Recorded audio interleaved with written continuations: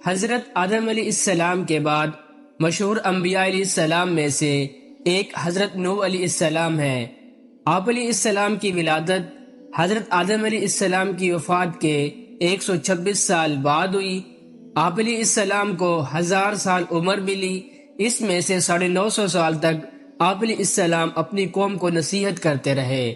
حضرت نوح علیہ السلام کا اصل نام عبد الغفار تھا، لیکن آپ علیہ السلام اپنی قوم اور آخرت کی فکر میں بہت زیادہ رویا کرتے تھے، اس لیے اللہ تعالیٰ نے قرآن مجید میں آپ علیہ السلام کو نوح یعنی بہت زیادہ رونے والا کے نام سے یاد کیا۔ آپ علیہ السلام معمولی نعمتوں پر بھی اللہ تعالیٰ کا شکر ادا کیا کرتے تھے، اس وجہ سے اللہ تعالیٰ نے آپ علیہ السلام کو عبد الشکور کے لقب سے یاد کیا۔ فرمان الہی ہے، بے شک نوح علیہ السلام ہمارا شکر گزار بندہ تھا۔ حضرت نوح علیہ السلام کا اللہ رب العزت نے قرآن مجید میں 43 مقامات پر ذکر فرمایا، اور قرآن مجید کی ایک سورت نوح کا نام بھی آپ علیہ السلام کے نام پر ہے۔ اللہ تعالیٰ نے حضرت آدم علیہ السلام کی اولاد میں خوب برکت فرمائی، اور اولاد آدم سے بہت سی بستیاں آباد ہو گئیں۔ تمام لوگ سابقہ انبیاء علیہ السلام کی تعلیم کے مطابق صرف اللہ تعالیٰ کی عبادت کرتے اور اس کے ساتھ کسی کو شریک نہیں ٹھہراتے تھے۔ اولاد آدم کا اللہ تعالیٰ کی عبادت کرنا شیطان پر بہت گراں گزرتا تھا، اور وہ اس سوچ میں تھا کہ کسی نہ کسی طرح اولاد آدم کو گمراہی میں مبتلا کر کے اللہ سبحانہ تعالیٰ کی رحمت سے دور کیا جائے۔ شیطان کو یہ معلوم تھا کہ شرک بہت بڑا گناہ ہے جس پر اللہ تعالیٰ بہت زیادہ ناراض ہوتے ہیں، اس لیے انسانوں کو شرک میں مبتلا کرنے کے بارے میں سوچنے لگا۔ آخر کار اس نے قوم نوح میں سے جو نیک لوگ فوت ہو چکے تھے ان کے نام پر شرک کو رائج کر کے لوگوں کو سیدھی راہ سے ہٹا دیا۔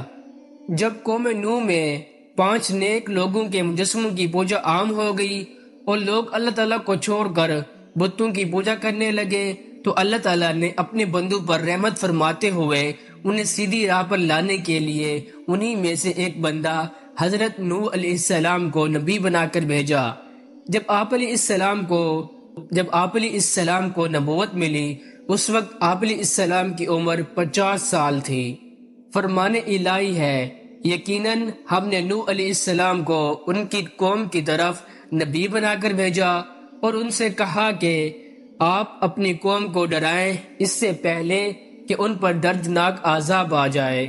جب اللہ تعالیٰ نے حضرت نوح علیہ السلام کو نبی بنا کر بھیجا تو انہوں نے اللہ تعالیٰ کے حکم کے مطابق سب سے پہلے اپنی قوم کو اللہ تعالیٰ کی توحید کی طرف بلایا، اور وہ لوگ اللہ تعالیٰ کے ساتھ جنہیں شریک ٹھہراتے تھے ان کی عبادت کرنے سے منع کیا۔ حضرت نوح علیہ السلام نے نبوت ملنے کے بعد اپنی قوم کی خیرخواہی کرتے ہوئے انہیں اللہ کا پیغام پہنچایا، مگر قوم نے سرکشی کا مظاہرہ کرتے ہوئے آپ علیہ السلام کو جھٹلا دیا اور آپ علیہ السلام کی مخلصانہ دعوت کو ماننے سے انکار کر دیا، اور آپ علیہ السلام کے نبی ہونے پر مختلف شبہات کا اظہار کیا کہ تم تو ہماری ہی طرح کے انسان ہو، تم ہمارے بجائے نبوت کے حقدار کیسے بن گئے؟ قوم کے سرداروں میں سے کسی نے بھی تمہاری پیروی نہیں کی، تمہاری پیروی صرف معاشرہ کے غریب، کم عقل اور بے وقوف لوگوں نے کی ہے۔ تمہارے پیروکاروں میں کوئی بھی ایسی خوبی نظر نہیں آتی جو ہم میں نہ ہو، پھر تم کیسے نبی بن گئے؟ حضرت نوح علیہ السلام کے بارے میں قوم کے شبہات ان کی جہالت اور کم عقلی کا واضح ثبوت تھے۔ حق حق ہی ہوتا ہے، چاہے اس کی پیروی قوم کے امیر لوگ کریں یا غریب۔ انسانی تاریخ سے پتہ چلتا ہے کہ حق کی پیروی کرنے میں غریب لوگوں نے ہی پہل کی ہے۔ قوم کے انتہا سخت رویے کے باوجود بھی حضرت نوح علیہ السلام نے بڑے حوصلے اور صبر کے ساتھ اپنی قوم کو سمجھانے کی کوشش کی، اور ان کے شبہات کا ازالہ کرتے ہوئے کہا کہ اللہ تعالیٰ نے مجھے نبی ہونے کی واضح دلیل عطا کی ہے، اور میرا تمہارے جیسا انسان ہونا نبوت ملنے میں رکاوٹ نہیں۔ میری رسالت پر ایمان لانے والوں کا مالی اعتبار سے کمزور ہونا بھی مجھے نبوت ملنے سے منع نہیں کرتا۔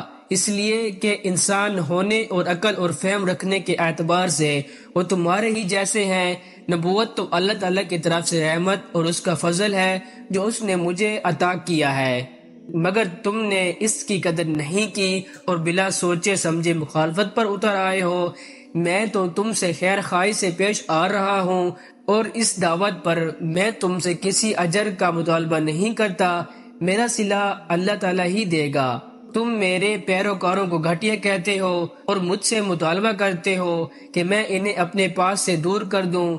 یاد رکھو میں ایسا ہرگز نہیں کر سکتا، اس لیے کہ ایمان لانے کے بعد اللہ تعالیٰ کے نزدیک ان کا مقام بلند ہو چکا ہے، لہٰذا تم میری خیر خواہی کو مد نظر رکھتے ہوئے حق کی بات کو مان لو۔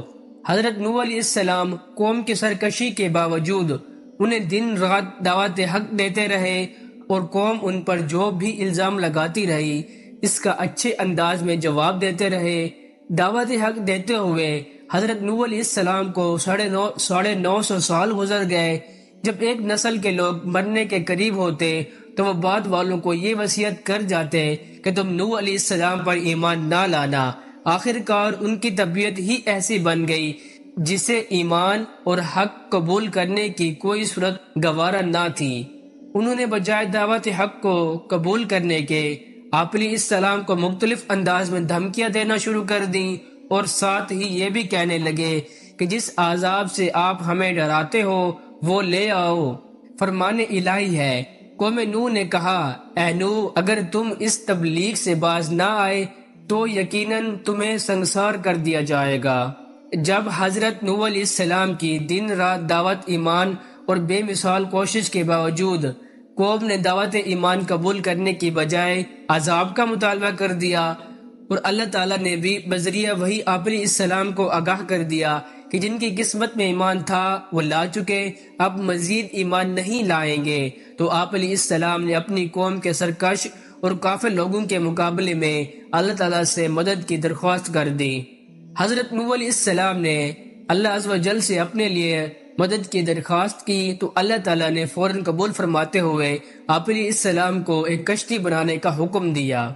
حضرت نوح علیہ السلام اللہ تعالیٰ کے حکم کے مطابق ایک ایسے میدان میں کشتی تیار کرنے میں مصروف ہو گئے جس کے قرب و وجار میں دور دور تک کشتی چلانے کے لیے پانی موجود نہیں تھا۔ آپ علیہ السلام کی قوم کے کافر لوگ جب آپ کے پاس سے گزرتے تو آپ علیہ السلام کا مذاق اڑاتے اور کہتے کہ یہاں تو دور دور تک پانی موجود نہیں اور آپ پانی میں چلانے کے لیے کشتی بنا رہے ہیں۔ قوم نوح کے تصور میں بھی نہیں تھا کہ اللہ تعالیٰ انہیں پانی میں غرق کرنے والا ہے۔ آپ علیہ السلام انہیں جواب دیتے کہ جس طرح آج تم ہمارا مذاق اڑا رہے ہو اسی طرح ایک دن تمہارا بھی مذاق اڑایا جائے گا اور تمہیں بہت جلد معلوم ہو جائے گا کہ اللہ تعالیٰ کے غضب کا شکار کون ہوتا ہے۔ جب حضرت نوح علیہ السلام کشتی تیار کر چکے تو اللہ عز و جل نے حضرت نوح علیہ السلام کو حکم دیا کہ آپ خود بھی کشتی میں سوار ہو جائیں اور میرے مومن بندوں اور تمام حیوانات میں سے جوڑا جوڑا کشتی میں سوار کر لیجئے، مگر کفار میں سے کسی کو بھی کشتی میں سوار نہ کرنا۔ حضرت نوح علیہ السلام نے اللہ تعالیٰ کے حکم کے مطابق مومن بندوں کو جن کی تعداد تقریباً 80 تھی کشتی پر سوار کر لیا، جن میں حضرت نوح علیہ السلام کے بیٹے سام، جام، یافس اور ان کی بیویاں بھی شامل تھیں۔ تمام جانداروں کا ایک ایک جوڑا بھی سوار کر لیا۔ پھر اللہ تعالیٰ نے ایسا زبردست طوفان بھیجا کہ آسمان سے بھی زوردار بارش برسنے لگی اور زمین سے بھی پانی ابلنے لگا۔ چند لمحات کے اندر پانی اتنا زیادہ ہو گیا اللہ کے حکم سے کشتی تیرنے لگی۔ جب قوم نوح پر سخت طوفان آیا اور ہر طرف پانی ہی پانی ہو گیا، قوم نوح کے سرکش افراد پانی میں ڈوب کر ہلاک ہو گئے، طغیانی کے باوجود بھی حضرت نوح علیہ السلام کی کشتی موجوں میں صحیح اور سالم چل رہی تھی، اس لیے کہ اس کا محافظ اللہ تعالیٰ تھا۔ حضرت نوح علیہ السلام کی کشتی اللہ تعالیٰ کی حفاظت میں چل رہی تھی۔ اسی دوران آپ علیہ السلام نے اپنے مشرک بیٹے یام، جس کا لقب کنعان تھا، کو آواز دی کہ آؤ آپ بھی ہمارے دین میں شامل ہو کر ہمارے ساتھ کشتی میں سوار ہو جاؤ۔ بیٹے نے اس نازک موقع پر بھی اپنے باپ کی دعوت کو رد کر دیا اور اپنے ہاتھوں اپنی ہلاکت کو مول لیا۔ حضرت نوح علیہ السلام نے اپنے مشرک بیٹے کو کشتی پر سوار کرنا چاہا لیکن اس نے انکار کر دیا۔ پھر آپ علیہ السلام نے اپنی آنکھوں سے اسے موجوں میں ڈوبتے ہوئے دیکھا تو اللہ تعالیٰ سے اسے بچانے کی درخواست کی، جس پر اللہ تعالیٰ نے ناراضگی کا اظہار فرمایا، اس لیے کہ اللہ تعالیٰ کے نزدیک شرک بہت بڑا گناہ ہے۔